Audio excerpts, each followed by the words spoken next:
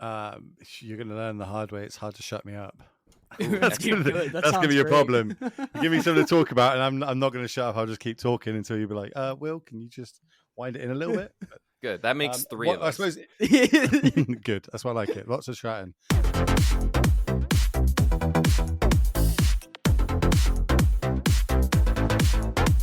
Welcome back, everybody, to another episode of the Common Ground Podcast, your favorite podcast where we talk about the best format, only playing commons, Pauper. This is episode 32. I am your host, Cameron Schindler, joined as always by the lovely Thomas Gunn. What's up, buddy? Hello. What's up with you? Just living, laughing, loving, doing my best, trying to getting over the holiday. And my birthday weekend was pretty fun. We got to hang out and all that fun stuff. Well, I'm very jealous. I missed it. Friends. You missed us barely. You left just barely. But no, we saw each other a little bit this last week, which was nice. We did. It was nice. But now I'm safely in Arizona for the rest of the summer. Yes, you are.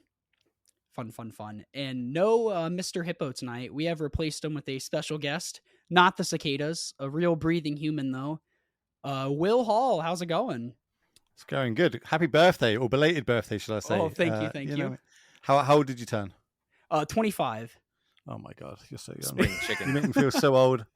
It's weird because I feel old, but I feel like kind of like weird saying that because it's like, oh, I know I'm 25 and it's like I'm not that old, but it's like also it's like kind of like at that point in my life, it's like everything just like happens so fast. Tell me about it. So when I let's just go back down memory lane. When on my 25th birthday, I just come back from my third tour of Afghan. So wow. Don't get me wrong, life's been a lot easier since then, but it's gone very quickly. So strap in, my friend. It's going to go very quickly. It just never stops. This is just life. From this old man in the corner on the other side of the globe. So, Will, just like a breakdown for those who don't know your relation with magic, who are you? That's a long question. Okay, who am I? Question. I am I'm a magic player is my first thing, but most people know me for my casting. I cast all the regional championships in Europe. I do the NRG series. I do, more importantly for this podcast, Paupergeddon. I do basically all the shows around the UK. I do a lot of online ones. I've done the Pro Tour. I've done the Magic, the Arena Championships. There's only one show in Magic I haven't done, and it is the Mocks. But I'm working my way towards it. I'm good with the Daybreak people, so that's the one left on my tick list to do, and then obviously become a regular on the Pro Tour. But it takes a lot of hard work to get breaking that one. That's what. But yeah, I haven't made it there yet. I'm also like, my day job is I'm a Royal Marine Commando. For anybody who listening in America, that's Special Forces. Please don't confuse me with your normal Marines over there. Nothing against them, but just it was a lot harder for me to get my job. Let's put it that way. What else do I do? I used to be a giveaway streamer. I run a 24-hour stream that streams old old Pro Tours and GPs, and all the money raised for it goes towards Ukrainian charities to support kids that lose their fathers. So that's I do a cool. lot of charity work. I didn't know you did that. That's really cool. I've like tuned into that from time to time. I didn't know that was you though. That's really cool. Awesome. What month are we in? So it's been live now for 29 months without being turned off. Damn, that's awesome. Yeah, it's screaming at me. It's literally right next to me as we do this podcast, just screaming at me for it to turn off. It's like, just turn me off one time, please. So is your computer constantly running for that? It's on a laptop. That I've got a computer that one we're talking on now, but there's a laptop just sat in a corner, just screaming. It's about to catch on fire.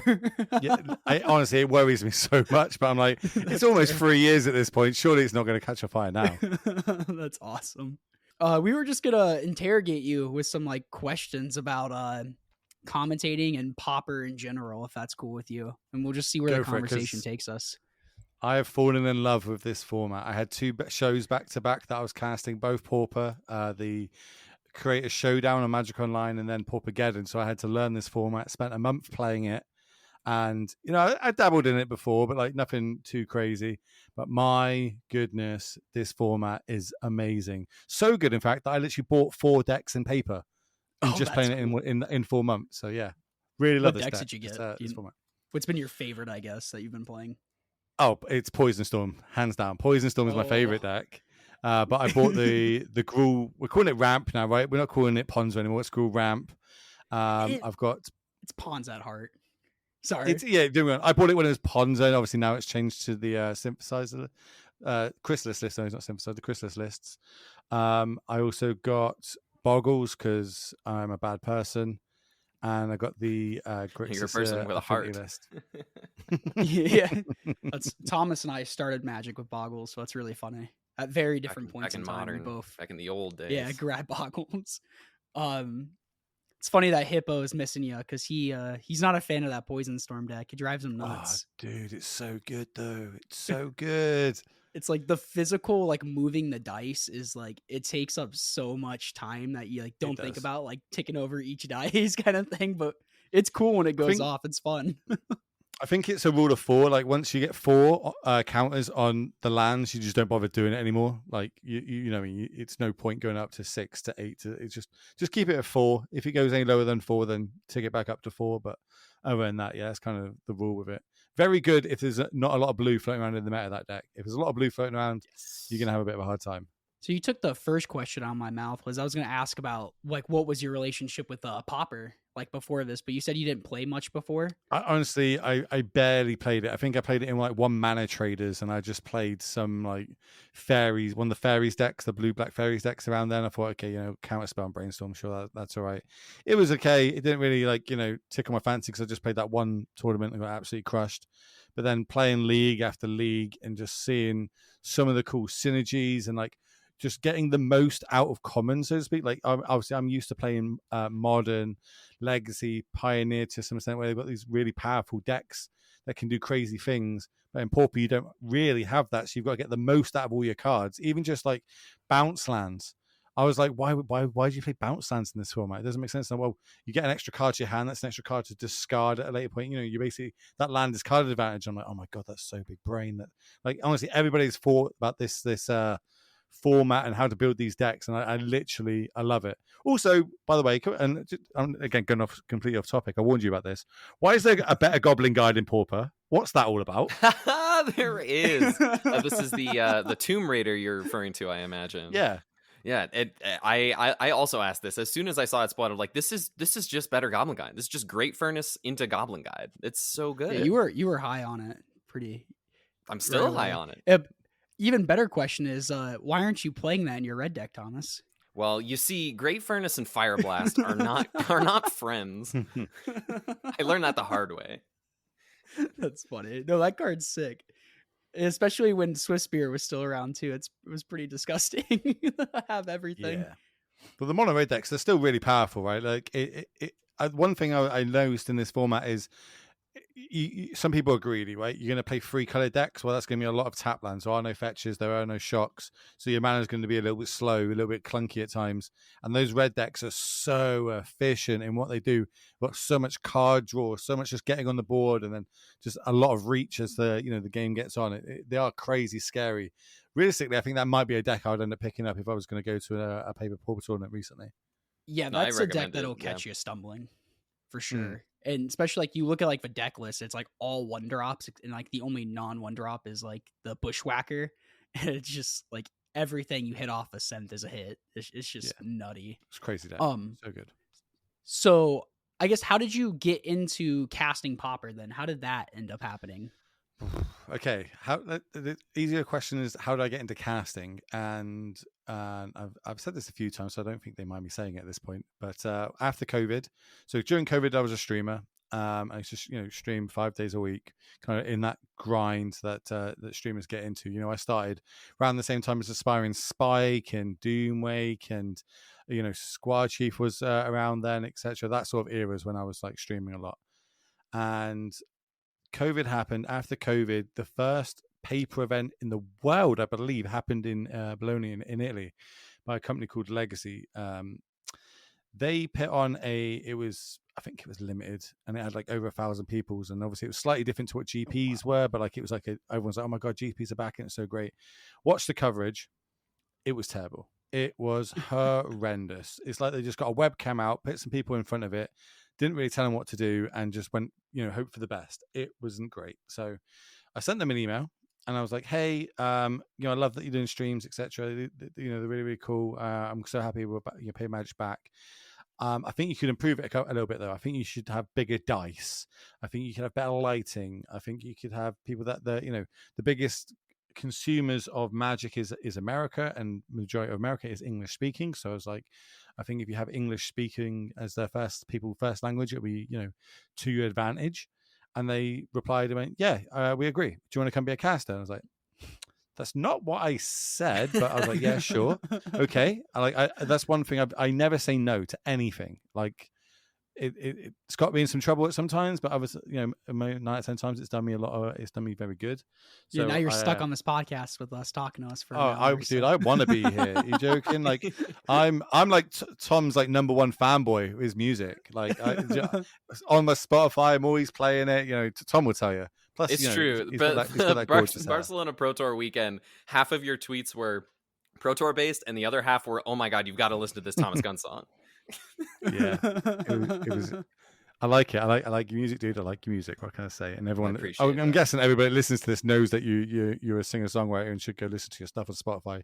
If they don't, you haven't plugged yourself yet. I haven't plugged myself too much. Not too much. I'll plug you. All right. I promise you, it's worth your time, ladies and gentlemen. Go and look at Thomas Gunn on Spotify. You'll find you. I'm sure he's on other things, but I use Spotify. If you ever catch him live, it's wild. He goes crazy. Pulls out a kazoo. I haven't witnessed that, but now I want to. I'm coming over really to America. Cool. Well, we'll talk about me coming to America in a second. More importantly, back to me. Let's stop talking about that Thomas guy. No, basically they invited me. I was like, cool. I didn't know how to cast, so I was asking a couple of people if they'd like practice with me and go over it. Everybody said no until one of my friends that did the Pro Tour did, Sir Eduardo Swaslik, said, yeah, I'll come, I'll help you. So we got on a call. We he basically taught me the ropes, so to speak, about play by play and hosting and expert roles and all these different roles that there are and who does what and how it works. Because I just thought I just talk like how I'm having a normal conversation with somebody and then they'll reply. It is not like that. It is definitely more complicated. So they sent me along. It was me, Philippa, and Harry MTG, and they really liked us, so they invited us back again. And then I just like working hard, so they obviously saw that and liked it, and they kept inviting me back, and I ended up being the most used caster in Europe. I still think even to today, over the last 2 years, maybe even since COVID, I've done more casting gigs than anybody in Magic the Gathering. Bear in mind, I haven't done the biggest, everyone, the Pro Tour lot, they do the Pro Tour 4 times a year. That's the biggest, highest stage, and they get a lot of other sort of side gigs. But I do like every show in Europe. I do the American shows. I've done the pro show. I think I've done more shows than anybody in the last 2 years, and I don't want to slow down. I'm still going. You know what I mean? I'm terrible without a goal. But that's how I got into it. They kept liking it. They kept inviting me back. They kept trusting me in my advice that I was saying, like, okay, I think you need to do this, that, X, Y, and Z. It came at a really good time because that's just around the time that I started the 24-hour streams on my Pro Tour stuff on my channel. So I was, I had a little bit more free time because I wasn't streaming every single night, etc. And yeah, it happened. I fell into it. I love it. I like talking about Magic. I am such a fan of competitive Magic. It is unreal. I always say to people, if I'm not there casting, I'll be there playing, and if I'm not there playing, I'll be at home watching. Like that, it's one of those three. There is no, I'll watch it back on repeat or anything like that. I will watch it or be part of it in some way. Like I just love all competitive Magic. I like the top deck aspect, I like the skill aspect, I like the deck building aspect. It's all amazing, and obviously when I'm privileged enough to go to these events in person and cast, the gathering part is by far my favorite thing. Like going out, seeing people, having dinners, drinks, hanging out, meeting literally people that I haven't spoke to because I've met them online, and then also meeting people at players parties like Thomas, where I got to interview him for the Pro Tour, and obviously that now what's it, a year later, now I'm on your podcast. Yeah. Wild. That's basically the backstory of how I got into casting, and it's going well. that first post-COVID event you did you have some pretty big nerves at first, like going into it? And I was. Can I swear on this? Yeah, go for it. I was shitting myself. Like, bear in mind, I'm in the military. I've been to war 3 times, but going to another country, sitting down in front of a camera, and I've been a streamer for about 3 years at that point. Sitting down, talking in front of a camera, I was bricking it. I was like, oh my god, like you just don't want to mess up. You want to get invited back. You know what I mean? It was just a completely different scenario, but I loved it. I embraced it. Once the camera went live and we started it off, I was in my element because it was modern. That's my format. I was going through. I was shining, and the nerves went really quickly. Still now get jitters. Everybody always get jitters before I go live, especially for like big events. It's always like you just don't want to mess up, right? Because if you mess up, especially this day and age, 1, it's easy for you to replace you.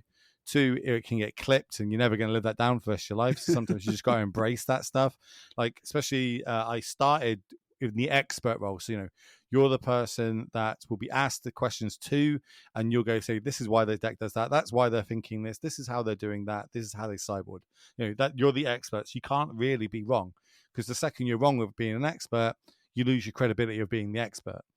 So kind of over the space of my casting gigs, I naturally moved to the host role. Like, I'm going to be the play-by-play and the host.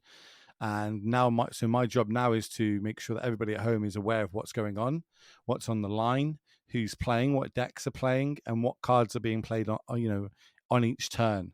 And then my job is to make the expert look good. So I'm going to ask them the dumb questions like, oh, they're holding up 2 blue mana. Why are they holding up 2 blue mana? And then my expert's going, well, that's because they could be holding up counterspell to stop this 1 ring, or to stop this, galvanic blast that could come down and kill them, blah, blah, blah, blah, all this sort of stuff. So my job's a lot more forgiving now. I can make mistakes, and if anything, it's better if I make a mistake and then the expert corrects me, because it makes them look smart, and that means I've done my job. And that kind of leads into Hippo, our other co-host. He put down a really good question. He said, how does doing commentary change your perspective of as opposed to watching a match versus like playing in the match yourself, or watching a match purely as a spectator? That is a good question. Hats off to him. When you see him next, say, Will said that was a good question. How has it changed my perspective? Well, it makes me aware that you never see everything. Like, obviously we have Twitch chat, and if something goes wrong on the game, Twitch chat lets you know straight away, even if you've missed it. I'll let you know. You know what I mean? Twitch chat let you know, or if you say something wrong, Twitch chat will let you know. But then they also, I like to. Every caster has their own sort of play casting style, so I like to like interact with chat and like go a bit back and forth. I'm like, okay, chat, let me know who you think's going to win. Okay, chat, tell me, does cream go first or jam on your scone? You know what I mean? Just a little bit of interaction, just to kind of keep them entertained. Because sometimes, Magic, it is very, someone's just storming off, and it's just like, okay, yeah, they're going to win the game, but we don't need to talk for every action. Let's entertain the audience a little bit. So I really like that aspect of it. But how is it changed my perspective is I think I've got better as a player, because normally when I was a player / grinder, I used to have to play a lot of decks and to learn them. Now I get to watch the best players in the room playing these decks and see how they play around things and why they play around things. And sometimes it's amazing to see. I get get my live reaction of, oh my god, they've top decked this, that, and the other, which happened at the creator showcase or showdown, creator showdown. I should get that right. They've got one of these this weekend. Creator showdown with Pauper, where it was actually won via a top deck that I called. I was like, okay, if they do this into that, they're going to win the game, and then they did it, and it was so cool to see. So I think it's made me a better player. Is what I think casting. I think it's genuinely made me a better player, and I'm super grateful for it. Like, I never asked for it, but I never want to stop it now. I think that's it's really something cool. It kind of like forces you to. Oh, sorry, Thomas, go for it. No, you're good. I think it's something that a lot of people could learn from watching coverage. Is it's easy, especially when it's something like the Pro Tour coverage, when they have the hand readers up and you can see what both players have, and you watch them. You're like, and you'll see all these comments come through on Twitch chat of like, why did they do this? Why did they do that? And it's like, well, they don't have all the information. You have all the information because you're watching. But like, if you actually like take a second and pay attention to all these like minute details, that the best players are making, like you can actually really learn something. Like if you had full information, sure, the play is easy, but the players in the match don't have that outside of like, maybe a Thoughtseize and a few cards, but like they don't have that information. And I think a lot of people just glance over that and don't try to think about, okay, but like really putting themselves in the seats of the players playing and really thinking about all of those minute details. Yeah, I think you're right. Like when I say it's made me a better player, it's also made me realize that I am not a good player. If that makes sense, you know what I mean? I think I'm quite a good player, but when you watch like some of the best play the game and you're just like, oh my word, they're like, they got the read on that or they did that, like Simon Nielsen, you know what I mean? Just he's unstoppable at the minute. And he knows what's happening before it happens. John Emmanuel Duprat as well, the world champ, same sort of sketch. I just look at them play and I'm like, whoa, I don't think I'd have ever done that. Like they just do these lines of play and you're like, all right, fair one. That happens. But then it's also good because you see them make mistakes as well. So they're human and it doesn't make you feel bad about it when you do it yourself. And you're like, oh, I misplayed. Oh, they did it as well. It happens. It's part of the game. That's why we love paper magic, right? Like online magic, it does all your triggers for you. Paper magic doesn't. So you got to remember it. And I think that's the beauty of paper magic is watching it and just seeing how it unfolds. Because your opponent could do something wrong in a wrong sequence, miss a trigger, which gets you back in the game, which you kind of then run away with it, which I've seen multiple times happen before.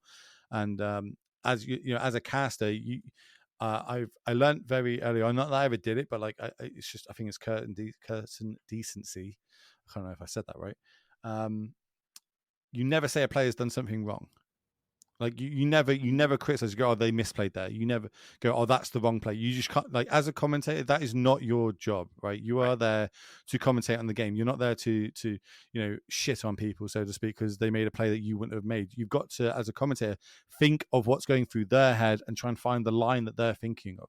So you're like, okay, they bolted face there. Why did they bolt face when they could have killed that time ago? And you're like, okay, well, if they do that, okay, so I think they're leaving themselves open to a top deck. If they top deck a Galvanic Blast here, they're going to go for straight off, to win the game on the spot. They think if they untap with all that blue mana and time growth up, they're not going to be able to win the game. That must be, you just got to think of lines going through it. It might just not make any sense whatsoever. But, people get tunnel focused. I very much get tunnel focused when I play. Like if I get a line of play in my head, like I just do it. And then I'm like, oh my God, that was like the worst play I could have made that turn. Why didn't I just, attack the Teferi or something like that? It's kind of the things that I've learned along the way and just always trying to improve a little bit every single time moving forward. I don't know what the question was, but yeah, that's my answer. No, I think you covered it beautifully. Oh. Yeah, go for it. Go for it. Sorry, just real quick on the saying if someone did something wrong or if you highlight one of their misplays and it turns out it wasn't a misplay. And later down the line, it pays off. It just kind of portrays you as an ass too. So it's that's a thin line to walk. Yeah, it's just not nice. You know what I mean? Like everybody wants. I think Cedric did a really great Twitter thread. I don't know if he was drunk or not, but it was perfect. And it was where he was going on about coverage and players and what makes good coverage and stuff like that. Yeah, I read through this. It was really good. There's a key piece in it where he says all players have egos. And even if you think you don't have an ego, you've got an ego that needs to be scratched. You want to see yourself in that deck tech. You want to see yourself on that leaderboard. You want to see yourself in that feature match area. You want to see yourself winning, having the interviews, etc. Everyone loves to get that little itch scratched. You want to go back in 5 years' time and go, hey, to your girlfriend, your kids, your mum, your dad, or whatever, this is my feature match. Look at my feature match. Look when I destroyed, Reed Duke or someone like that. Because it's going to be there for time. And if they go back and watch it and you're there shitting on them going, oh, that is a terrible play. Don't know why they did that. Yeah. Oh, that's a huge mistake. Like it's going to sit with them forever. And it's just not about that. You got to think about the long cast of it all. And yeah, I say sometimes it happens where someone goes on about something. Because I've worked with people that do this. And I try to steer it away or try and change the conversation. So, okay, let's work out why they did it for that reason. And then, as you mentioned, someone does it and it pays off in two turns later. They're like, that's why they did it, and they look like a genius, and you look like a dumbass. And it's a very unique art. There's definitely a way of playing it safe, casting, but then I don't think it's as fun when you play it safe. I like to live life on the edge and kind of heart on my sleeve type sketch where I go for it, do the best I can, and get the reactions that I think everybody wants to see. Oh my God, it's Lightning Helix. Yeah, for sure. Man, I crave for a good like pop off moment. Oh, like I love watching like the winners of the Pro Tours and like worlds and stuff. Just like watching like the pop off is honestly the best part. So I try to set that up a lot. It's one thing I've been working on probably the last like 4 months or so, is setting up those big turns. So, getting a read of the game, because that's what, as a caster, for whatever format you're doing, you need to, for my job at least, to learn it enough that I know what's going on. The expert, or they've got to be literally an expert in it. But for me, I need to know enough what's going on. So I can set it up, and we literally saw that in the showdown finals, where I was like, okay, right, so they're going if they go Galvanic Blast here, the opponent's at 7, they got a Galvanic Blast in hand and a top deck. And I was like, if they go Galvanic Blast here and top deck, Galvanic Blast, they're going to win the game. Okay, that's Galvanic Blast to the face. Okay, they top deck, and then they hit it, and I was like, oh my god, it's Galvanic Blast. Like, I just trying to set up those big turns where that it's like their back's against the wall, but they've got an out, and you set it up, and then it's like, and they said, oh no, that sucks. Okay, no, they're out of it. It's not going to look good from this point. But just stuff like that is one of the things I'm trying to build into plays a lot more and give it a bit more momentum on the stream, so everybody gets a little bit more invested into that top deck, and then it comes across. And I think it's a unique skill to have. I don't think many streamers currently have it. I'm definitely working it. I still don't think I have it, but I'm definitely trying to work on them and improve it. And hopefully one day I can be as good as some of the greats, like Cedric, because I think he's just a boss. Just a boss. I would agree. Let's move into the Creator Showdown. So you were casting this event. We had, according to what I'm looking at, we had about 48 players, and this was the first showdown for the MTGO Creator Program. Which we've spoken about it before on the show, but in case anyone's unfamiliar, this is a program that people could apply to several months back and to be part of this creator program so that Daybreak and Magic Online can showcase creators, whether that's YouTube Twitch streamers, people on Twitter, just like people who are regularly in the Magic Online trenches, just to have a way to showcase the program, showcase all of these different formats that you can play competitively for real stakes, for real money in some sorts of ways. And so they made these series of showdowns. And as you alluded to, Will, I believe the modern one is coming up this coming weekend as well. And so this was the Pauper one. And this was the first time we got to see Modern Horizons 3 in the format. Of course, -1 card, they did ban the, oh God, I've forgotten what it's called already. The cranial ram. The cranial ram. Yeah. See, I just erased it from my memory because it doesn't exist in the format. So they pre-banned cranial ram. Never happened. Didn't exist. Which I think I've come around to is probably a good idea, though I was a bit of a please don't ban it truther, but I digress. Did you have an opinion on that, Will, one way or another? I don't know if you guys talked about it on the cast at all. I wasn't able to catch much of the broadcast. So now I've done 2 shows of Pauper. It was 100% the right thing to do. Yeah. That card is crazy good. Like, I mean, crazy good. In a format, we have untapped artifact lands, and like one of, if not the best deck, is a artifact deck, and you're going to give it an amazing 2-drop that can just get equipped to any creature. I think they knew what they did. Like, luckily at Paupergeddon, which I'm sure we're going to be talking about at some point, we had 3 of the Pauper panel there in person, and I literally, we did a nice Q&A with them at the end of day 1. And I was like, look, I'm not going to hold back. Whatever questions go in chat, I'm going to ask. And I was asking them the hard hitting questions, and like that was one of them. Is like, why did they pre-ban it? How did they pre-ban it? Do they all have to agree for it to be pre-banned, or does it have the majority vote, etc.? And after that weekend, and again that weekend, Grixis Affinity was the most played deck. I think it was a good ban. I honestly think it was a good ban. So Grixis Affinity takes down this creator showcase with the very, the top deck finish that you were alluding to. Yeah. They did take it down, and don't get me wrong, one of Europe's best players. Like he's just amazing. But Magic the Gathering happened. You know what I mean? Gab Nassif was tearing it up on that Boros aggro deck. I say Boros aggro. It looked like a Boros aggro deck on paper. It was more like a Boros mid-range deck, and he piloted it so well, and it just came out of nowhere. Like, apparently it was a deck from like 5 years ago, people were telling me, because I haven't played against it once in the leagues when I was testing. And it looked so good and so efficient. I was like, oh my word, this is great. but unfortunately he mulliganed down to 5. Kept like a one lander, didn't really get there. So I think game 2 and 3 just weren't really games. But it was won in dramatic fashion. Not taking anyone off. You've got to get lucky to win a Magic tournament, no matter how good you are, even if you are a Hall of Famer. This is true. This is true. Yeah, the Boros deck was a big delight for us to see in the top 8, because I remember this from Pauper from several years ago, like you were saying, and we haven't really seen it in the challenge results, in anything like that.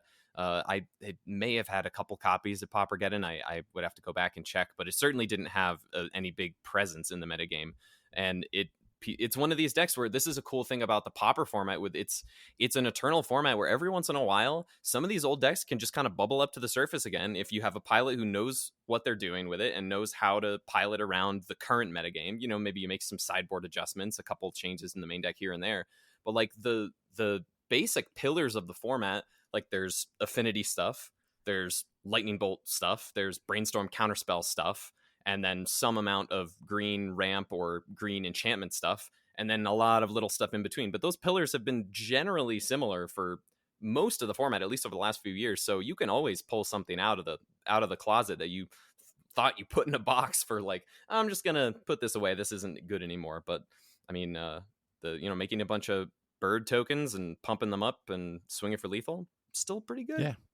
It was a great metagame choice for the weekend, and I honestly, when you're at that level, and you've done it all, literally done it all, like Gab has. You can take more risks when you go to tournaments, right? You can try to go for the metagame deck and just play the best deck and play it perfectly, but then you might lose some of the mirrors or people that have just played a lot more of the deck than you. Or you can go try and attack that meta of what you think the meta is going to be, bring a deck that lines up really, really well, and it just pays off.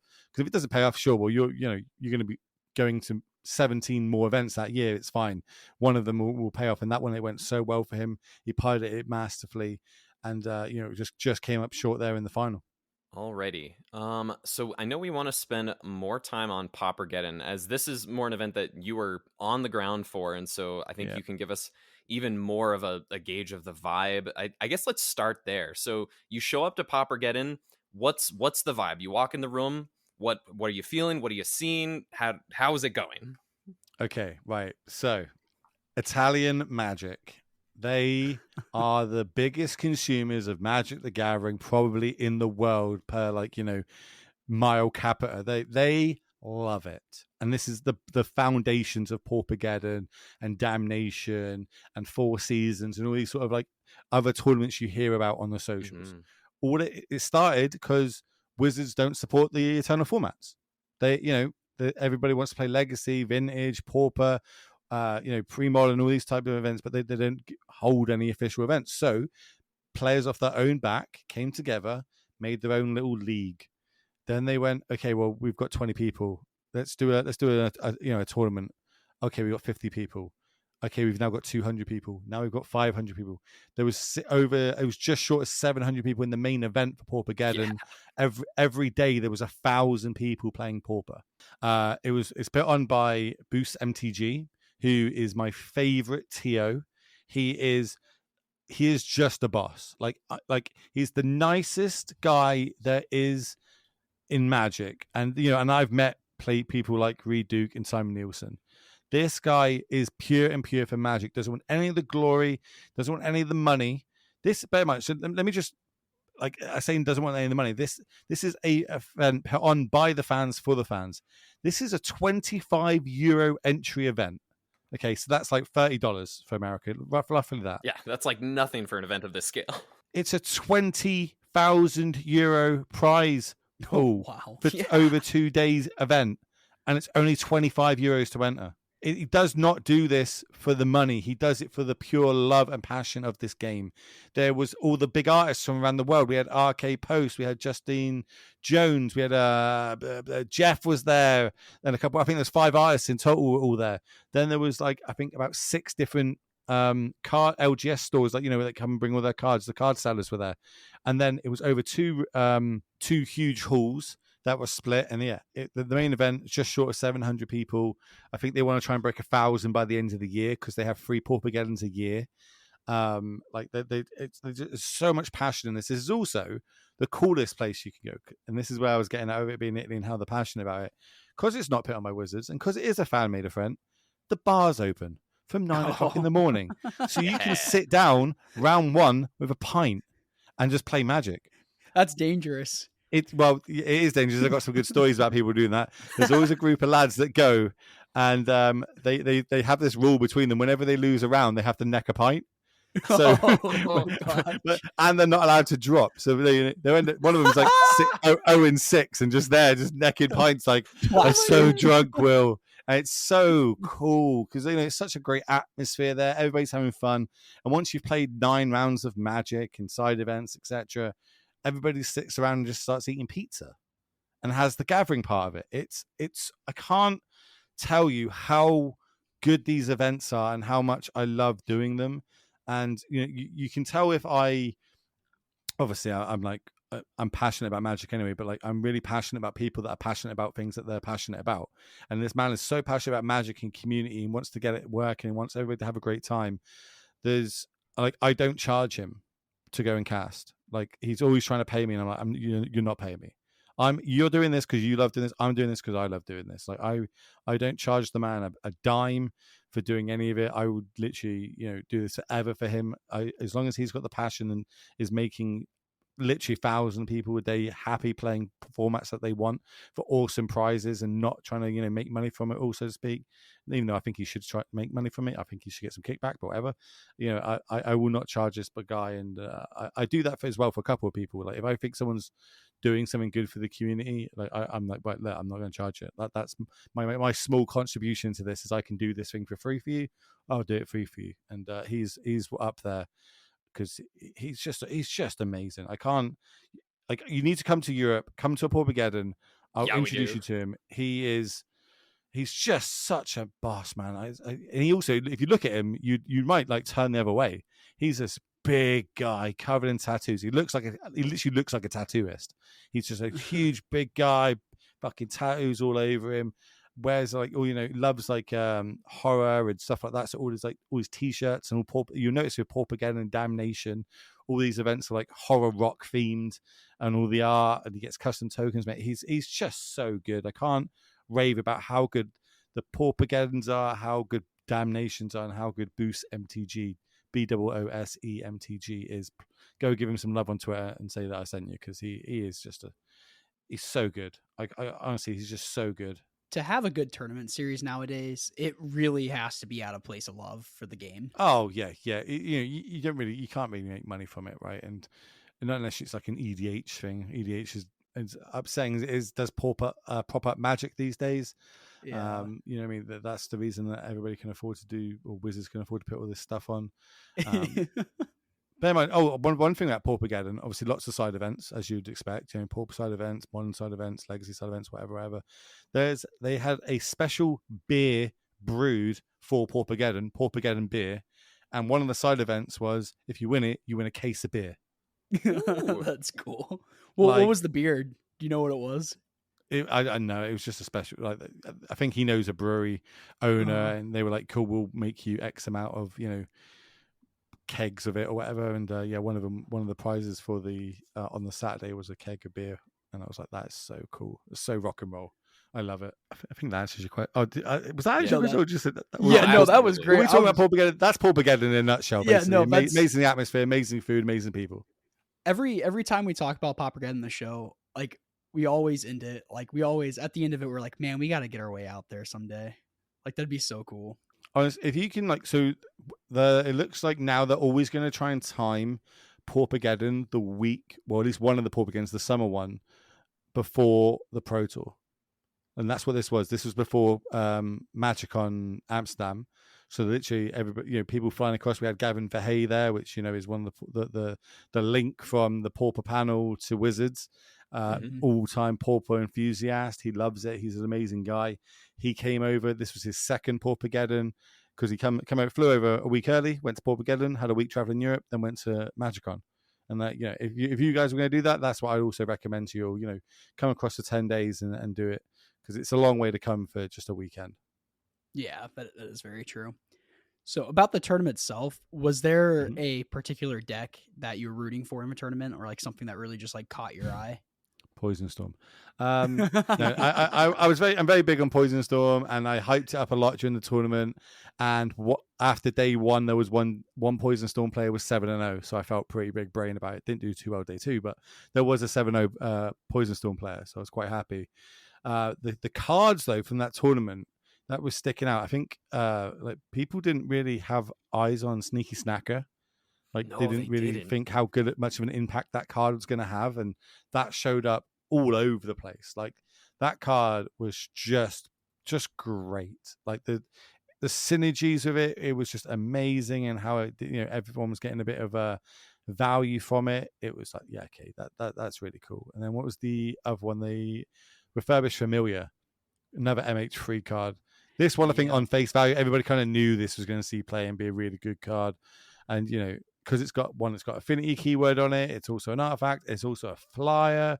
It's always going to be a 2-for-1 no matter what. People were calling this is like the grief of Pauper. Obviously, grief at the minute is having a lot of talk about it. Everyone's saying this is basically the grief of Pauper. Kind of got to agree with him. It was really, really good. And then in decks where you've got lots of bounce effects, like the synthesizer decks where you're splashing black for this card and you're bouncing it back to your hand and recasting it for 1 mana, gaining more value. Yeah, I think that they were the two cards that I really stuck out to me the whole weekend. Going, yeah, they're really, really cool. On top of, obviously, we had the not the Gruul Ponzo deck anymore. It's the Ponza. Just like the Gruul ramp deck, the Gruul Eldrazi. Yeah, is it ramp now? We're calling it. Yeah, the Eldrazi ramp, Gruul Eldrazi, whatever it is. Now we kind of got rid of the Ponza element from it, and we've replaced it now with the Chrysalis, which again, Pauper Panel didn't have that on their radar, but just neither did we. 4-drop. But if you think about it, we didn't talk about it is amazing because it comes down turn 2, maybe turn 3, and it also ramps you. So next turn you're playing the big dinosaur. Was it called the Ultisaur? Because it's also generating you 2 mana. So you're playing that for 4. You play land drops 5, sack your 2 Eldrazi spawn. That's 6 and 7. Like it just fits in so well. Whoever was the first person to do it, hats off to you, because you found a key piece that made, in my opinion, that Gruul deck go from not the best deck in the format to a very good contender for being, a tier 1 deck in that format now. Yeah, it's definitely like one of the top pillars. Yeah, after the results for Paupergeddon came in, we recorded our episode. I had drove like crazy fast, not like speeding, but like over 2 nights from like up in New England back down to Nashville for like a week before getting out here to Arizona. And I made it in time to record in person with James and Cameron. And it was our Paupergeddon episode like 2 weeks ago. And we just talked about, like, just like you were saying, like Sneaky Snacker totally snuck up on us in terms of like fitting into the Madness deck. I think Cameron had mentioned like in like just off chance, I think it showed up a little bit in the showdown, in the Creator Showdown, because there was one player playing it in a Dimir Terror control deck, and that's something that we also thought of like, oh, you're just discarding it to whatever, or milling it with your thought scours or mental notes, and then you're brainstorming or deep analysis on your own turn, or Lorien Revealed, and get your Sneaker Snackers back, and that works too. But we didn't really lean into the Madness stuff, and so we took the first place list, which was the Madness deck with Sneaky Snacker, and the second place Gruul list, which now is showcasing the Writhing Chrysalis. And Cameron and I just played, I don't know, like a dozen games at least back and forth. And both Chrysalis and Snacker like really, really impressed. And something that I also wanted to call out is that Snacker was just a really good innovation if you expected a ton of Grixis affinity. Because Cameron, I think you called this out last episode, because you won a win-a-box with this Rakdos Madness deck with a couple sideboard changes, that if their game plan is Refurbished Familiar now and they want you to discard cards, okay, I'll just discard the Sneaky Snacker. Like, boom, done. Great. You've done the work for me. Yeah, or the Madness cards. Yeah, it was a great meta game. Cool. The other deck that kind of broke out that, it was on people's radar. There was buzz about it. Everyone was talking. Is it a deck? Isn't it a deck? And, kind of this was its first outing, shall we say, to see if it is a real deck or not, is the Basking Brood Scale. Yes. Deck. Yep. Obviously, that's one of the cards put in the MH3. That with the sadistic league, having kind of semi-infinite combos in it. Is it 2 glass cannon? Is it going to work in the format? It works. It's good. It's a very good deck, and especially in the hands of good pilots. And I think because it's also got that kind of surprise element, and I love this in formats where someone just turns up with like a new deck, so people don't know how to play against it, so they don't, they sideboard wrong or kill the wrong thing, and that I think is a huge advantage in Magic, and everybody's always trying to get that little bit of an edge when they go to any tournament. And bring in this deck that weekend, and now we're seeing it turn up a lot online as well in the hands of like great combo players, like Matt Nass is playing it. I think this deck, it's so cool. It's just so resilient as well, and of course playing the new MH3 cards. I think this was the breakout sort of deck overall from zero to hero. Shall I say? Everyone else had upgrades. This was a completely new deck, and it stood up and said, "Yeah, we're here." It really did. It had 6 copies it had the most copies of any single deck in top 32. It had 6 copies in the top 32 plus a copy in top 8. It was a really impressive showing. It's something that Cameron had brewed up like a more of the Golgari, more all in on the combo version, which there were versions of that showed up at Paupergeddon, but it looks like the list that top 8'd was the Jund version that was playing another card from MH3, the Molten Gatekeeper, which is the 3 mana artifact. Whenever another creature enters the battlefield under control, it deals damage to your opponent. And so if you're just going off, that's just another win condition, plus a couple of other like Cleansing Wildfire is a good ramp effect when you're playing the indestructible artifact lands and things like that. So there was a lot of innovation in the space. Like it seemed like there was really no consensus of like the way to build the deck.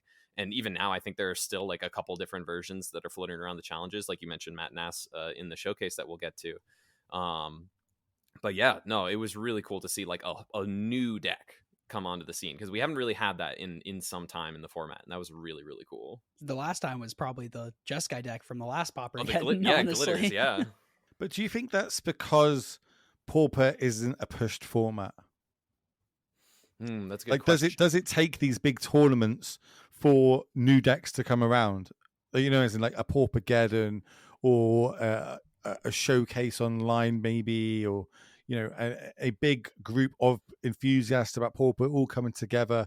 Obviously, a new set comes out that's specifically for modern. It also really helps have like kind of a bunch of new cards coming in. But if it's not a format that's pushed, so to speak, does that mean it's just not brewed enough? Everyone kind of gets their deck and they sit with it and they're happy, or these are the meta decks. Great, everybody's got an idea of what their game plan is going to be. No one really tries to push the boat out and try to brew different decks and test different decks, because it's not if you're going to do it for that one tournament, it's maybe not worth your time. But if you're an enthusiast and you're grinding leagues with it, or you got a really good local scene, like they have in Italy, or in fact it's picking up in Europe now. So they've got the top Pauper, I think it's top Pauper League it's called, for the top Pauper player.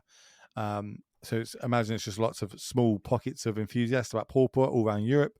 They all come together, they all play top 8. The top 8 get invited to Paupergeddon to play on the Friday in like the finals, so to speak, and then they all battle out to the last person standing, and then they become the top Pauper player going into Paupergeddon.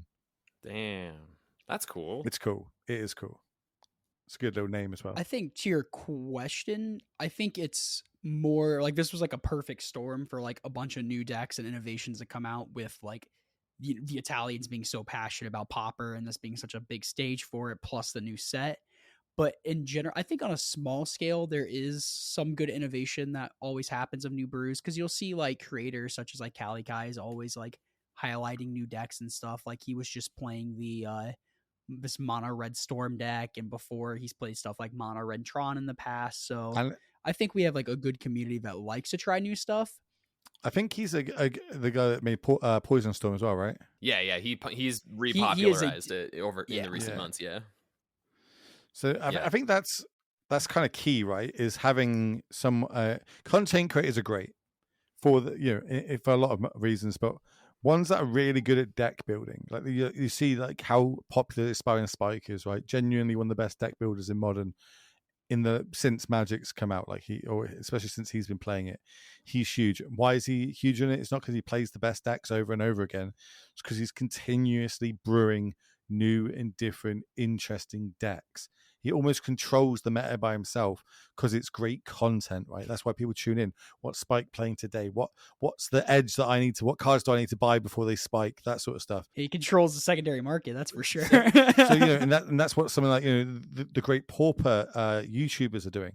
They're brewing to get cool decks, so they get the clicks and the trickle down effect. So that's the Pauper community is sometimes really good decks are found. And it makes it move it into a meta. It obviously doesn't make as many big waves as it should because it's not I keep saying a supported format. You know what I mean? Until Wizards decide to change things and realize that there's 1,000 people a day playing Pauper in Italy. That's all fan generated. Maybe we should have a little bit more interest in this. And I know Gavin's fighting the good fight best he can, but without more tournaments being held, more communities coming together, building up their local Pauper sort of areas and getting that buzz and that generating going online, the hype behind it to get the eyes on it from Wizards. Do they even start talking about this sort of stuff at Wizards? It's definitely a slow burn, a slow grind, but after going to a Paupergeddon, I genuinely think there's at some point we'll see something from Wizards, where they'll maybe it just be a one-off event. Or maybe it'll be an Eternal Weekend type thing, something like that. But I think they'll see the buzz for Pauper and they'll give us something at some point. That would be cool. Just like anything. Anything, yeah, anything. Like a bigger tournament at a Magic Con or something.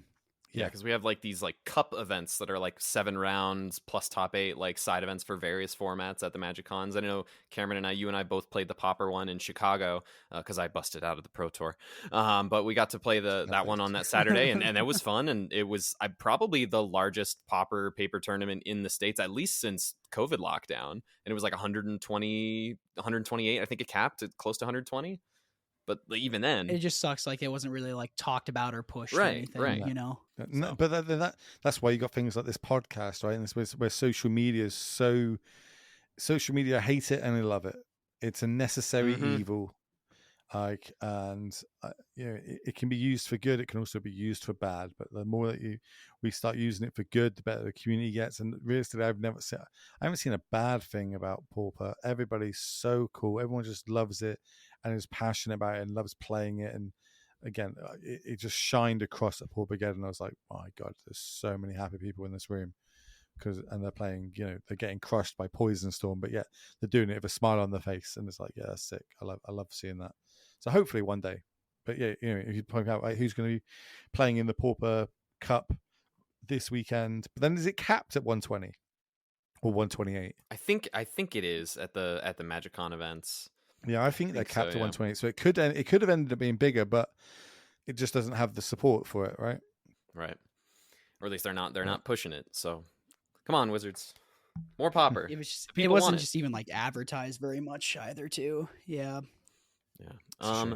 Like luckily here in Middle Tennessee, we're very fortunate to have like a good Pauper scene. Who runs that? Just the game stores. We have a couple game stores that run it. At the game store that's local to us, the Game Cave, we got man, I haven't been able to make it to the last couple just because people keep getting married. But like we'd get usually around anywhere between like 12 to 20 something people showing up for a Pauper event, which is always nice. Like we'll have a crew that comes down from Alabama and they have a friend that comes down from St. Louis. So like a good like 3-hour drive to go play some Pauper. That's and cool. For the St. Louis guy, it's like a multiple day drive. Like he'll meet his friends and then they'll drive up together. So it is really cool. See, this is where you kind of need someone to do like a backpack stream and people to tweet out and take photos. Okay, yeah, we had 28 this week. Okay, these are the top 8 deck lists. These are the sort of things that like get you retweeted by Fire Shoes, and you get retweeted by Rob. You get more eyes on it, more hype, the more build, the more. It's just a vicious cycle. Exactly. That's definitely something that I have in my sights. So once I get back from Arizona, that's definitely something that I want to hone in on. It's just how do we focus on more coverage of like the events that are actually happening and then grow them and get more people interested and get more people hyped for it. Like we have one event at another store in the Nashville area that we're hyping up an event for. We're doing a team event with them where it's Modern, Legacy, and Pauper. So we have the three primary Eternal formats that aren't Pioneer, because people are kind of sick of Pioneer after Pioneer RCQ season. So even just having a Pauper seat at a team event is pretty cool. Like, that doesn't happen all the time. And so I'm also trying to like get people hyped up. Like, we have some like maybe like slightly bigger names in the area coming through. We have like our whole competitive team is getting teams together to go play, and hopefully we can do more of these in the future. And I also would love to have coverage for these in the future. Like, we're starting to build up some stuff, and that's it's super cool to see. Well, I'd point you back towards Cedric's post. You know what I mean? If you've got all these small little tournaments happening over the course of the year, make them have an invite. Winner gets an invite to an end of year. Everyone have a leaderboard. Top 8 players on that leaderboard that aren't qualified get invites at the end of the year. Have it on a Facebook page, just, you know, refreshing and getting updated every time, so everybody sees their name on there, scratches that ego a little bit, wants to go. I want to get my name on that leaderboard. Okay, I want to get that feature match. I want to have that my picture holding a trophy. You know, if you scratch that ego, and over the course of a year, because that makes it like attainable to the grinders and, you know, the spike, so to speak, as in the dads that, you know, that have kind of, everyone's got kids now, commitments, etc.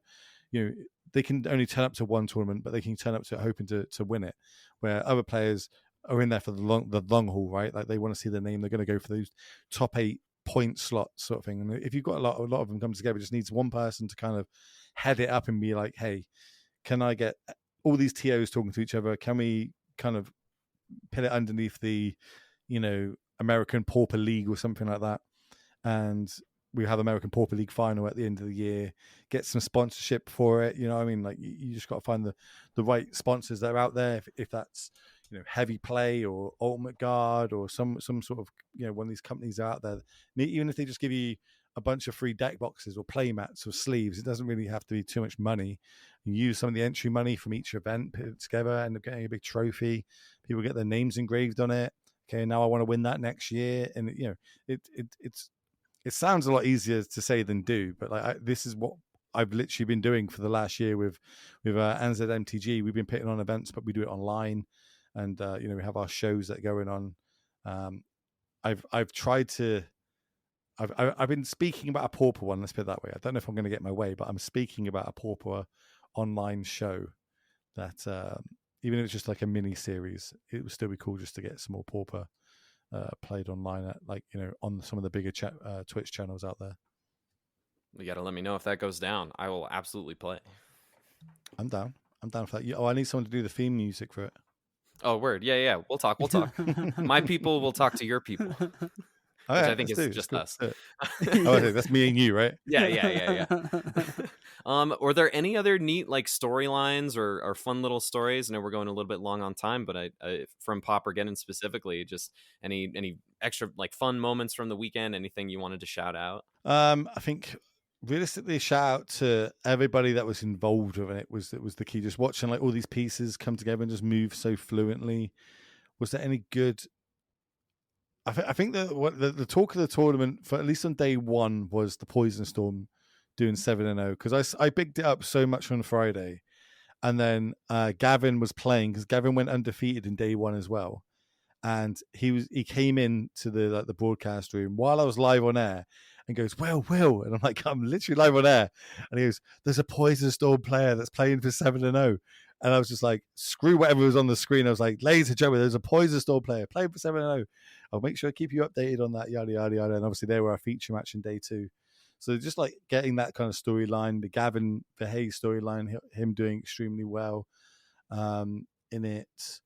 Was there any others? I don't think there was any like crazy storylines. I probably told you them all. The beer one was pretty good. The sitting down round one for a beer. The lads playing every time they lose, they've got to drink a beer. All the new decks that are being showcased was pretty sick. You probably able to see it on the socials. I don't know on their socials or my socials. I would have tweeted it out. But also, I lied. Okay, this is the best bit about Paupergeddon that no one spoke about the whole weekend. They play Lord of the Rings music in the hall throughout the whole day. Not like, so it's like crazy loud to everybody, you know, it's annoying, but it's just like really good level background music, Lord of the Rings, Hobbit, like the whole soundtrack for 10 hours of Magic, you know, throughout the day. It was awesome. It was so cool. It's amazing. What a good atmosphere. Set the vibes off right. They should have done it at the Pro Tour. They should have right, it was Pro Tour Lord of the Rings. Yeah, exactly. Come on, guys. Oh man, maybe I would have drafted better. They just had him DJing. Oh yeah, they had Frodo DJing, didn't they? The Frodo. Yeah, that was fun. That was a fun time. I heard about that. That was a fun show. I got to tell Gab Nassif which way to go because he was lost. That's one cool thing about being a caster is like I get to meet so many like the big names in Magic, and I still fanboy like you wouldn't believe. Right? It gets awkward at times the amount I fanboy, and but like, I am like I'm on a first name basis with a lot of the big players, especially around Europe, like. Even in America, like I can walk up to Reed and be like, "Hey, Reed, how's it going, dude?" And you have a full conversation with him. Gab's another one that he's amazing. So I've got so much time for Gab. I also love casting with Gab. He loves to do a bit of banter, and I'm all and I love a bit of banter, a bit of back and forth with the people that I'm casting with. People can make a joke out of themselves. But yeah, that's one of the advantages of casting is you look like a baller when you're with people that like aren't in. Like they play Magic and they know who all these big names are, but like you just walk down. Like I was walking down the road and I was like, "All right, Brad." Like Brad Nelson, someone I fanboy about a lot because I grew up. I got back into Magic around the SCG Versus series time when it was Brad, BBD, CVM, Todd, and Ross. Like that was my era of getting into Magic. So like those five, I've always been like, oh my god, it's Brad Nelson over there. Oh my god, it's Brad Nelson. Talk to me. I was literally talking to Brad yesterday about Lorcana. So it blows my mind sometimes when I look at my DMs. I'm like, how did I get here? What have I done to deserve all this? Well, you're certainly doing good work. Just everything kind of fell in place. Yeah, I'm sure it will come crashing down at some point. So I'm going to ride this wave until I do. I think the last question we have for you is in a general sense, just what are some good ways for folks to get started in commentary if they're interested? Like how would you recommend folks get started? And just like what does that potentially look like? What are just a couple of quick advice points you might have? Being a streamer or a content creator it helps a lot because you get used to talking in front of a camera and talking in dead air. That's like basically not getting sick of your own voice. I think that's like a key thing to do is just practice. Obviously, practice makes perfect. Knowing the roles, that's a huge thing. Know the difference between a play-by-play and an expert and a host. Know which kind of role that you're trying to go for or you think you would enjoy, and then enjoy it.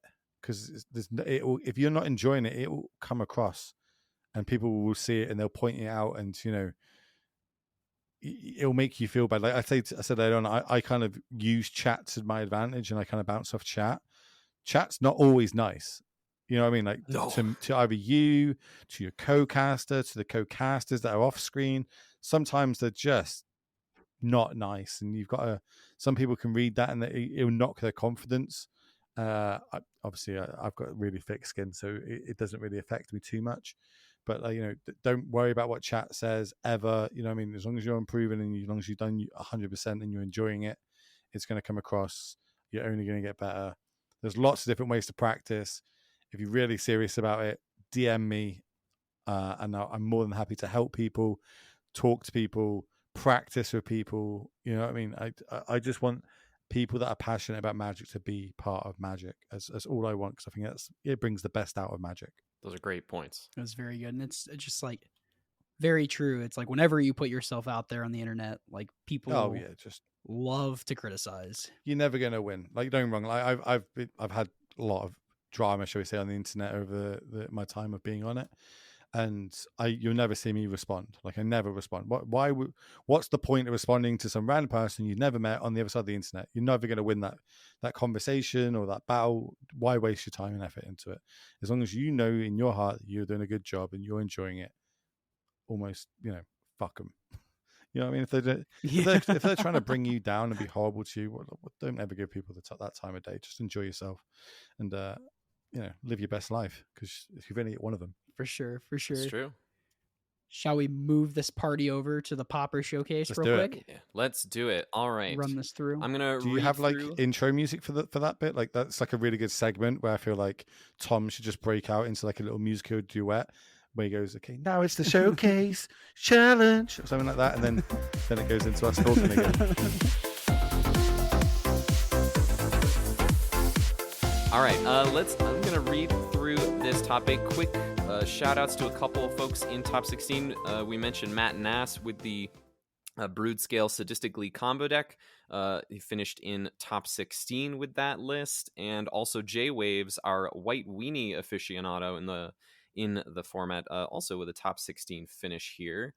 So our top 8. In 8th place, Nimmer Squats with Grixis Affinity. 7th place, Othavirium on Golgari Brood Scale. Actually, it looks like this is the Jund list. They've got the little splash of red there. In 6th place, Liv BR with the Gruul Ramp Eldrazi Panza, whatever we want to call it now, deck.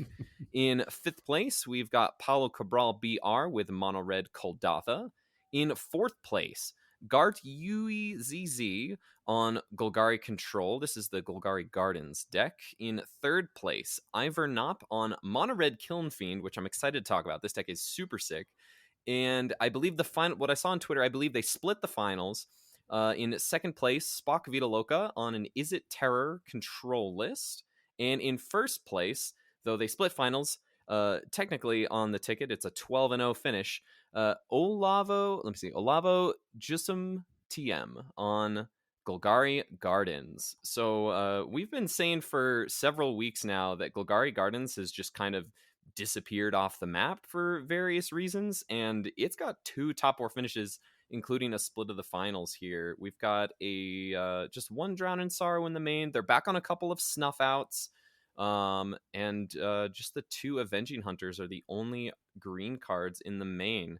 This one's just packed full of removal too. Sorry to interrupt. No, you're good. It's just like a lot of the times they'll either choose between like Defile, Snuff Out, or Spitting Darkness. Like you'll not see all 3 of them together, but like this list is playing 4 Cast Downs, 3 Defiles, 2 Snuff Outs, and 2 Spitting Darknesses. So it's really coming prepared for that interaction, especially that interaction you can use with 0 mana open, which is nice. Yes, free spells are good.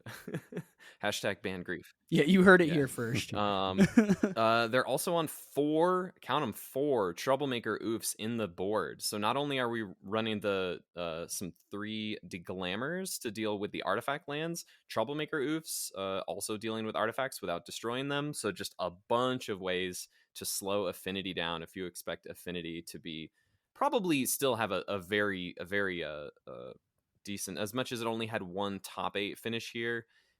It was also, I'm sure, a very sizable portion of this 241 player metagame. Yeah, we won't go into the challenges we missed, but we got the MTGO data back, and Grixis Affinity very much like dominated those top 8s over the last couple weeks. Will, did you see any of these Golgari control decks? Or it's really mono black with like a couple of green cards. Any of these between the Showdown and Paupergeddon? No, I can't say I did. Like I'm going through my head and I'm going to look at it. I don't think I did see any of them, but it's making me think that what I did see was a lot of creature decks in both tournaments. Creature decks are very prominent. So seeing these decks and seeing these lists, and as you mentioned, there's a lot more kill spells than there normally would be in these decks. Maybe that's just a full meta choice of, okay, this is a very creature heavy format at the minute. If I bring all my a bunch of removal spells, they're going to be very favored in those matchups. You can tailor your sideboard to be even better in some of them. As you said, there's a lot of 4-ofs in this sideboard, which I love seeing. And they came with that in mind, managed to take down the tournament. So their game plan went well for them. It's a cool list to see. One thing we haven't spoke about, I suppose you probably spoke about it multiple times over the other 31 episodes, but coming out from the outside of Pauper into it is the spells in Pauper are extremely good. The creatures in Pauper are not good. So it's like this weird balance of you've got these really powerful spells, but all the creatures kind of suck. So you've got to get like the most out of these creatures, but the spells are so bad. And again, it makes a really cool, unique, diverse meta. I honestly, and I said this multiple times over Paupergeddon, I think Pauper is the most balanced format in Magic that I have played to date. I think it's just awesome. It really is just awesome seeing how, as I said, weak creatures, powerful spells, getting the most out of these cards that are only printed at common and, utilizing them for certain synergies. I think, oh my God, this is this format's awesome, and I'm fully in love with it. It is like really like diverse. It's cool how a lot of stuff will like in Magic in general too kind of just like waxes and wanes. Like we were saying like a while ago, it's like, oh man, like Gardens is just like has been performing like really bad lately, and it's just like, why is it not doing super well? And it's just like this tournament's like, oh okay, well it just like won the whole tournament, had like a really good showing. So it's like, why is that? Or like, so every once in a while somebody will top 8 a challenge with elves, Yeah, or like a really old school fringe combo like Tireless Tribe combo. So it's just like very like if you bring a deck with a game plan and good spells, and you're playing to the rules of the format, you can do well. Yeah, like if you're up on the meta, right? If you understand the meta, okay, what decks are doing well? Okay, well I've got a vast knowledge of Pauper, so okay, that deck from 5 years ago actually looks like it would line up really well now. Even maybe there's a couple more cards that are actually better that have been printed that can just slot straight into there, because you saw with Gab just turn up with that deck that's 5 years old and doing really, really well. But now you're seeing these Gagoi decks turning up, and now they're doing really, really well. So now what beats up on these decks? Maybe that's the next iteration of the meta, and this is why I love metas. It's Poison Storm. Yes, it's Poison Storm. Let's go. Let's go. All this creature removal will do nothing against Poison Storm. Nothing. It's awful. It's awful. Saying that, I was playing Poison Storm the other day, because at the minute Modern's not in a great place, I'm not going to lie to you. But I was playing Poison Storm the other day. Do you know what Poison Storm is not good against? That is it Terra deck. My goodness. Ooh. This deck is Infect of Pauper. Even though Infect is in Pauper, this is a better Infect list. I was like, turn 2 win. I was like, what just happened? And they just give this I can't remember what's the one mana creature that's got Phyrexian Pump on it. And it just let me pull that deck up real quick. Oh no, not Terra. It's the Fiend King deck. Sorry, that's the one I lost it. Yeah, yep. The what's it called? Immortaling Soul Eater. Yep. That card. Yeah, this deck with double strike is disgusting. It just. You just throw Teamer Battle Rage on it. We'll use like Mutagenic Growth and Pump itself, and then they just Teamer Battle Rage it, and it's game. I was like, oh, cool, Magic's fun. This just has to eat alive the combo decks. Oh yeah, it was so explosive, but then in a meta full of removal spells, this just folds, right? Like it's got nothing. It is a very all-in combo deck. It's got a few little a couple of other heroic creatures to go wide or to kind of go over the top if needs to be, but also just having that explosive element of just we're using things like spirit guides to generate the extra mana to get what they need to go over the top. I thought, oh my god, I got served. Is what it felt like when I played against this deck. Yeah, this Kiln Fiend deck is Hippo and I super talked sick. about this. Like you called out the Soul Eater, I haven't seen in these lists in a while, if not at all, and just that it alone can, if they're tapped out, just it alone just pump it up, like double strike, just like you said. It just can win the game. I like that this deck has a couple extra of the Arcroan Crusaders in the sideboard, which is the 1-drop heroic creature that when you trigger it, it makes a token, makes a 1/1, because that can it gives you fodder to sacrifice to the Tithing Blade decks. It gives you more creatures to pump down the line should they deal with your Crusaders. So you have these two axes of going tall with the combo or going wide and trying to swing through a board, and whatever gets through, you get to pump up like post blocks. Like this deck has a lot more angles than I feel that it used to with the builds. And like you called out the explosiveness with the Simian Spirit Guide. I don't know what it is, but I feel like we don't see Simian Spirit Guide that often. As often as we should. That card is broken. It is banned in Modern. It's like it's a really powerful effect. Like we got it. There's got to be more reason why we can't see it. This deck reminds me of a more powerful boss Sly deck that used to be in Standard by Tom Ross. Yeah. Like he used to use a lot of the the Crusaders and these heroic effects to go forward, and of course everyone knows him for Infect. This very much looks like a Tom Ross deck. If I was gonna put it on anyone, I don't know if he actually made this deck or not, but it comes across like it's a very all-in good aggro deck, which isn't just mono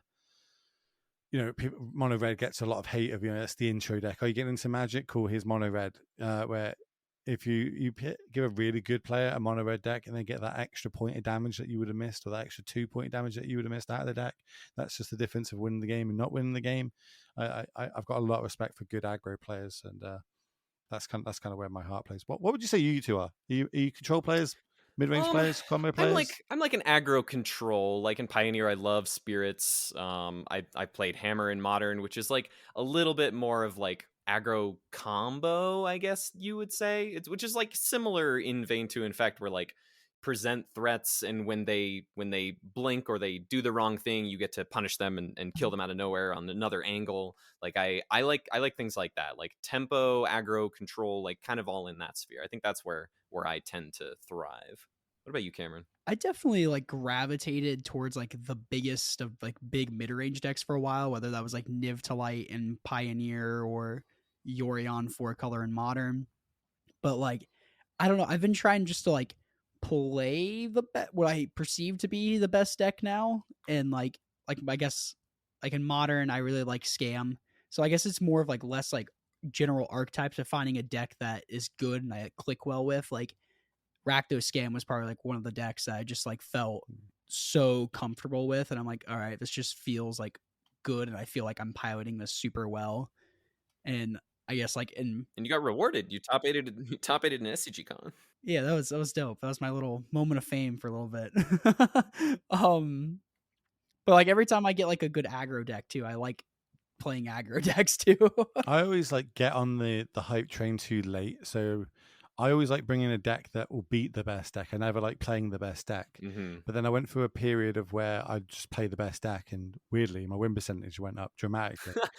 And crazy. I was like, oh, if I just keep playing these good decks, it's going to be really easy. But then I kind of fallen back in that trap now. If I don't like playing the best deck, like I'm a Yawgmoth player. I've been a Yawgmoth player since like pretty much day one. I think I got the first 5-0 with Yawgmoth on MTGO. When That's MH1 funny. came out, don't get me wrong, I did steal the deck from Aspiring Spike, but I was the first to 5-0 with it.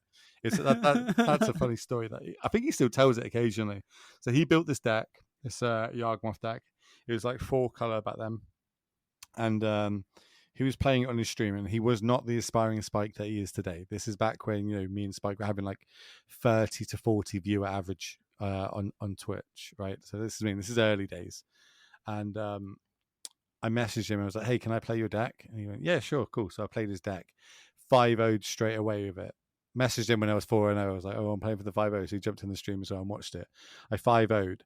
It got published. Saffron Olive found it, made an article about it, then played it on his stream, then made a video about it, and then it's just the Will Hall experience, and I'm having to go into every single like thread in Discord and comment section and go, it's not me that made it, it was Aspiring Spike, it wasn't me, it was Aspiring Spike, like, because I'm not wanting to steal someone else's credit, but like, yeah, it's all Aspiring Spike. I just happened to pilot it to the first 5-0, so I get to have that as my kind of shit story, is I'm the first person to 5-0 with Yawgmoth. And that deck was on top for a while. What I mean. Oh yeah, that's what I was getting with it. Is when it was like the best deck, I didn't play it. You know what I mean? That's funny. I'm like a full and through Yawgmoth player. It's the best deck. I'm like, oh, I'm not playing it. I played like every other deck besides that deck. I was like, I don't know why. I just don't like the idea of everybody's gunning for the deck that I'm playing, and I kind of want to spike a tournament and do it that way. And that's actually how I qualified for the Pro Tour. Again, we're way off subject. I'm sorry about this, but no, all good, all good. This is back when Infect was around in Modern, and it was back when Grigori Grave Troll was still legal in Dredge. So Dredge and Infect were the two big decks. It was a green-blue Infect at that time. Yep. Also, the blue-white control decks were really relevant, and the most prominent removal spells were Lightning Bolt and Path to Exile. I was like, okay, so this is my one and only time really of brewing a deck as well. I built green-black Infect because I was like, well, Crusaders pro white and pro red. I was like, if that's the two removal spells in the format, this card's great. So I brewed a deck around it. And now if I go back and look at that deck now, it's terrible. But it I had like Liliana's in the board and stuff like that. It was terrible. But I went undefeated all day, and this is back in the old RCQ system. So I went undefeated all day, got my invite to the Pro Tour, and that's just also at the time that they changed it from I qualified playing Modern, but I had to play a standard Pro Tour, and like literally the Pro Tour after, they were like, okay, whatever format you qualify playing in is what the Pro Tour you're going to play in is. And I was like, oh, come on. So I had to play some standard, which that was the Aetherworks Marvel Pro Tour at Nashville. Ooh. Oh, that was run by Jerry T. that was so again another random story about that Pro Tour. So I try obviously my first Pro Tour. I was like, I want to do well at it. My goal was to day 2, and I was practicing as you do a lot for it, a lot of draft, and then I built a load of different decks. Didn't really like any of them, so I went with the best deck in the format, which at that time was Mardu Vehicles.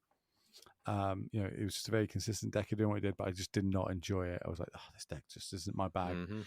In the testing house in America, me and I think it was 5 other Brits in this house.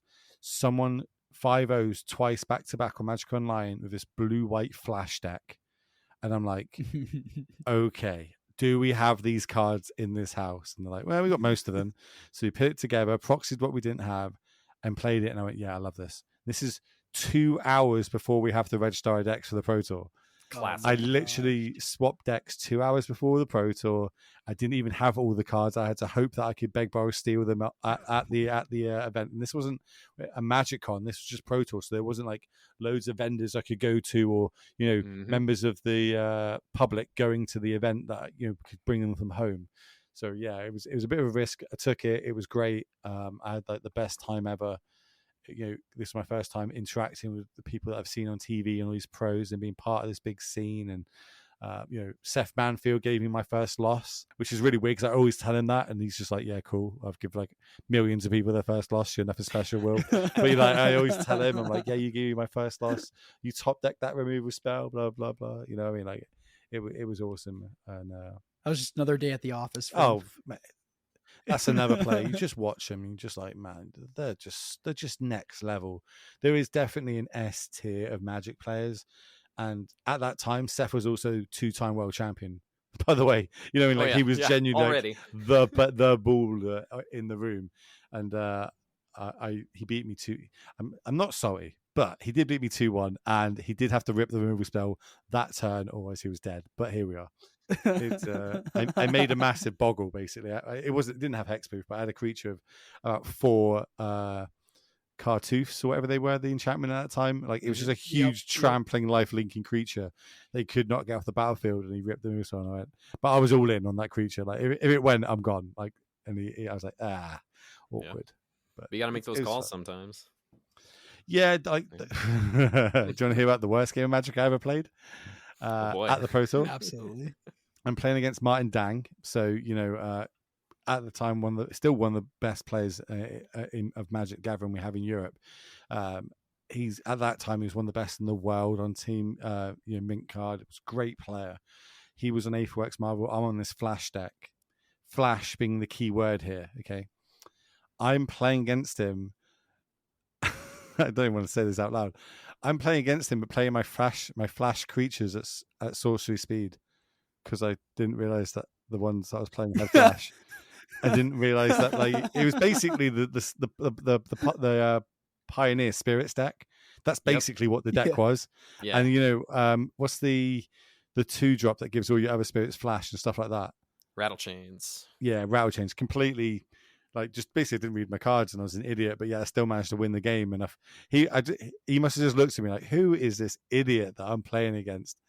And that always sits with me. I'm like, man, how did I even get on the Pro Tour? Like, I played so badly, but it's fun. I think we've all had those games. That was the main thing.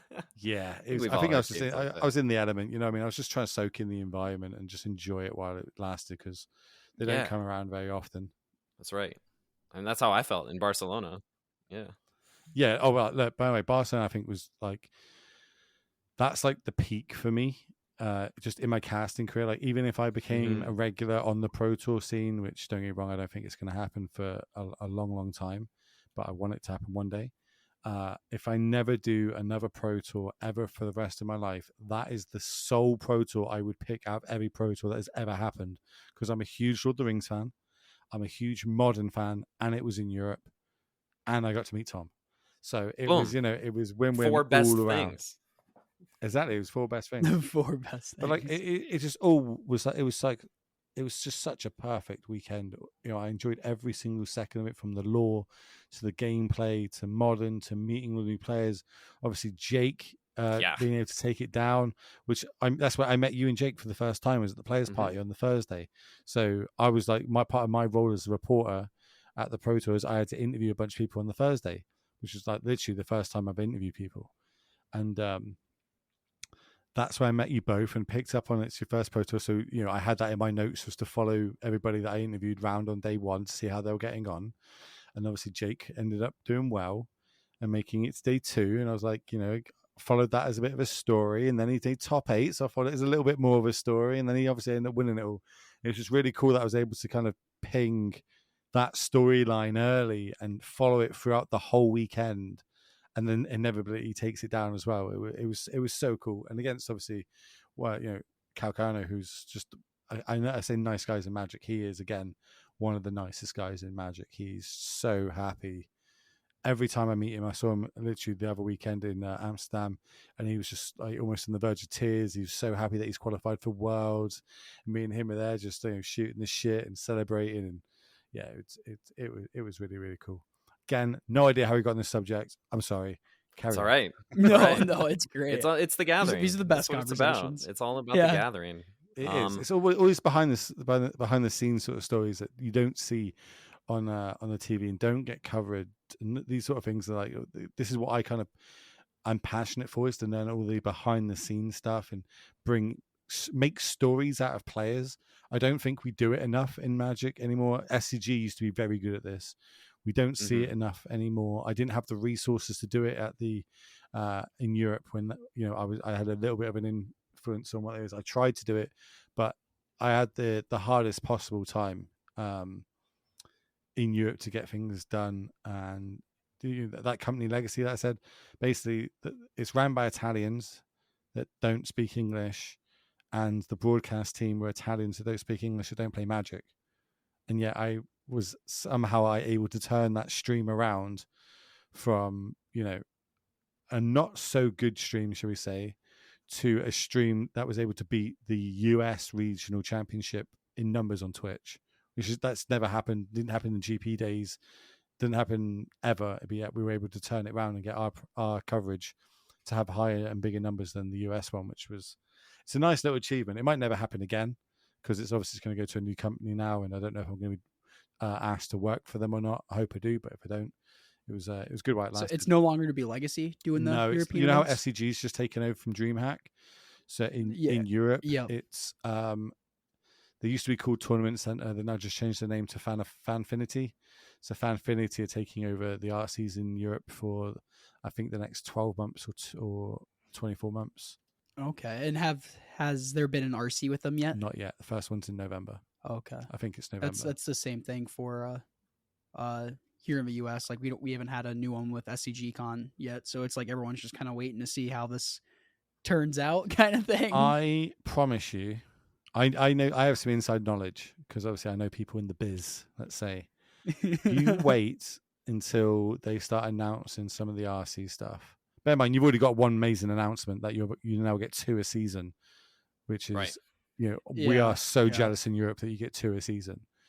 I know the invites have stayed the same. It's now they just split 64 into 232s, but they haven't split the money. They've basically doubled the money. You got two $100,000 tournaments now, which we're super jealous of in Europe. But there's more announcements to come, and when they happen, it's probably going to break Twitter.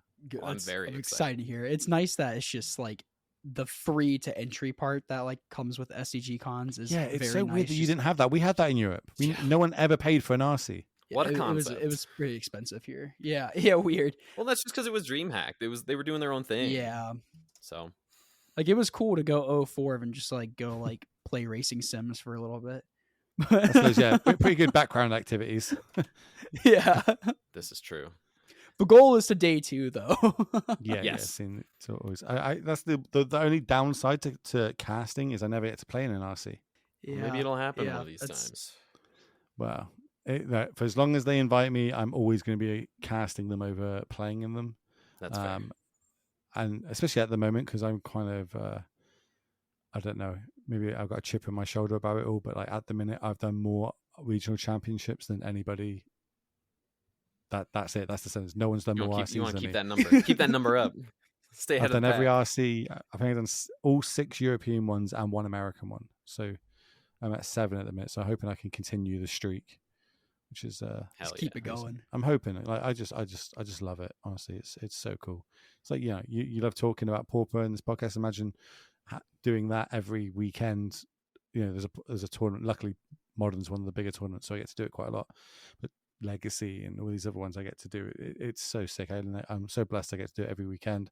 I got to shout out my fiance. She always gets annoyed when I never shout her out, but she's like an angel. She lets me go around the world, spending my weekends doing this sort of stuff in Magic the Gathering. So if she was any different and kind of said no and stuck her nose up to it or anything like that, then it'd be a different story. But luckily I'm surrounded by good people.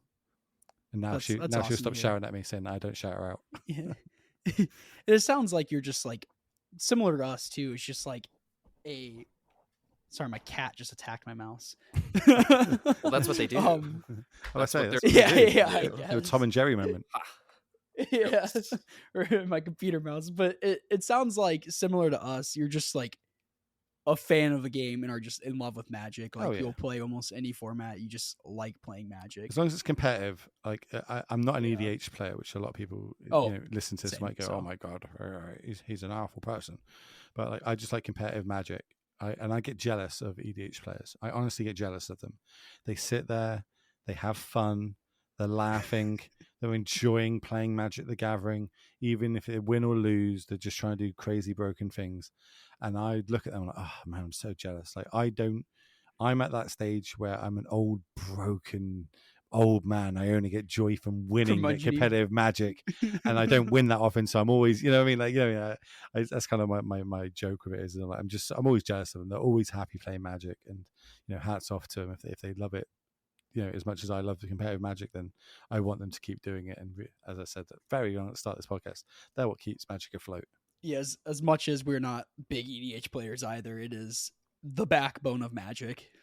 Whether we like it or not. Yeah, exactly. Whether we like it or not, you can't stop facts at the end of the day. They're raking in all the dollars. Anything else y'all want to shout out on the showcase before we wrap things up? I'm a big fan of our meandering around. Sorry. No. You warned us. I warned you. You warned. No, I'm here for it. It's all good stuff. All good stuff. This top 8, I think you nailed it. I had one other thing I wanted to mention real quick, and then we'll wrap things up. In this Kiln Fiend list, in the sideboard, they have 2 copies of Singe, which is an instant for a single red mana. It deals 1 damage to target creature. That creature becomes black until end of turn. I think this has 2 major applications in this deck. One is against things like Writhing Chrysalis, so that you can make it a color and then Apostle's Blessing through blocks so that you can get through colorless creatures. Because if it's an artifact creature, you can just say protection from artifacts with Apostle's Blessing, but you can't Apostle's Blessing through colorless creatures. So I think that's a cool application there. And I also think this is a really cool application against Prismatic Strands, because Prismatic Strands will give you protection from damage effects from a single color. So they'll be like, I'll tap my white creature, flashback Strands out of my graveyard. I prevent all damage from red creatures. Like, okay, I'll Singe my own creature, pump it up, get +3/+0 from the Kiln Fiend, put a damage on it. It's black now. You still take a bajillion damage. Like, I think that's is that better than just like Flaring Pain though? I guess if you have one big guy that has heroic or something, you know what I mean? I think if you're expecting a bunch of like Writhing Chrysalis and Eldrazi repurposers out of the Gruul decks, then I think that having a little extra application there is useful. But that's the only other thing that I wanted to bring up. But Flaring Pain is also... If you target your own creature, does it stop Snuff Out? Yes. That's another application. Snuff Out too. Yeah. That's a good call out. That's sick. They pay the 4 life and then your guy doesn't die. That's another good one. That's funny. I do want to, you said all that really high in-depth knowledge there of different uses for this card. And the only thing I'm getting from looking at this card is it's John Avon art. I know. I was like staring. I was staring at this while we were talking about other stuff. And I was like, oh, it's John Avon. Look at that. Do you want to hear my John Avon joke? What's your John Avon joke? Why does John Avon suck at Magic? Why? He only draws lands. That's fucking stupid. That's good. That's a good one. I've got one more for you. I've got one more. All right. Why is there no milk on Bant? Why is there no milk on Bant? Oh.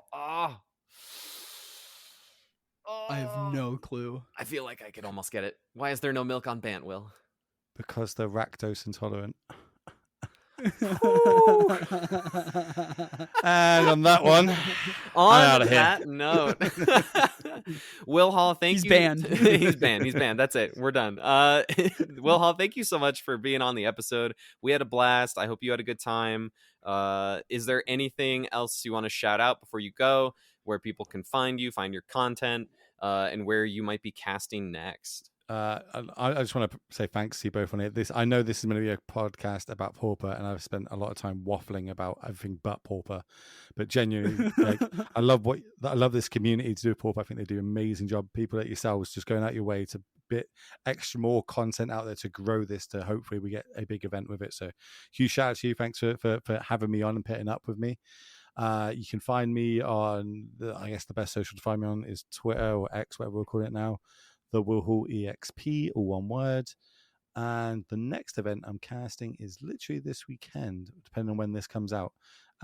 It's the MTGO Creator Showdown, which is modern, where we're going to have 64 of the best content creators all going against it over 6 rounds of Magic, and there's $5,000 on the line. So yeah, that's in fact, that's a complete lie. Also, this Wednesday, tomorrow, if you decide whenever this goes out, but every Wednesday we've got my show MTGO Masters, which we've got 6. It's like Super League. If you remember Super League, it's basically me and Anz MTG. We brought that back, rebranded it as MTGO Masters now. Same sketch, 16 of your favorite MTG celebrities, personalities, all battle it out in 4-player pods until we get to a top 8.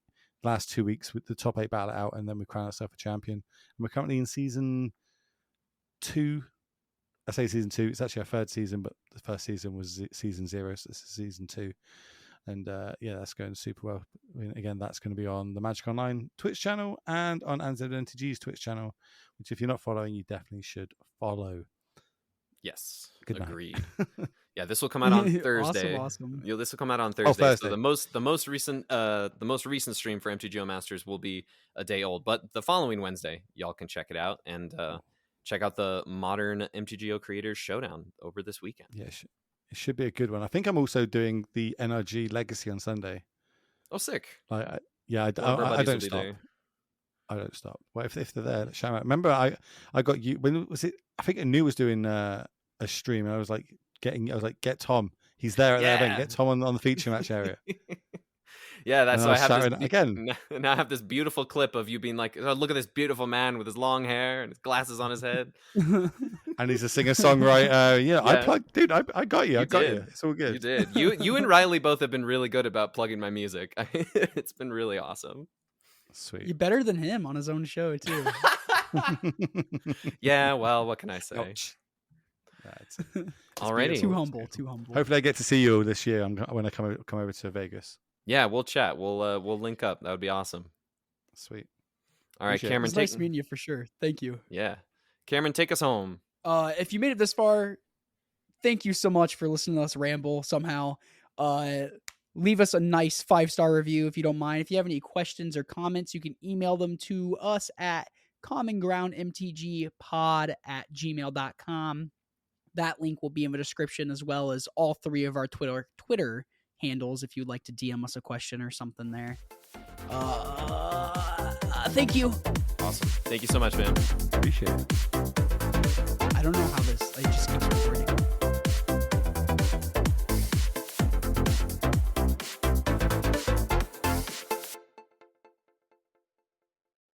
Come on, Wizards. More Pauper. The people want it.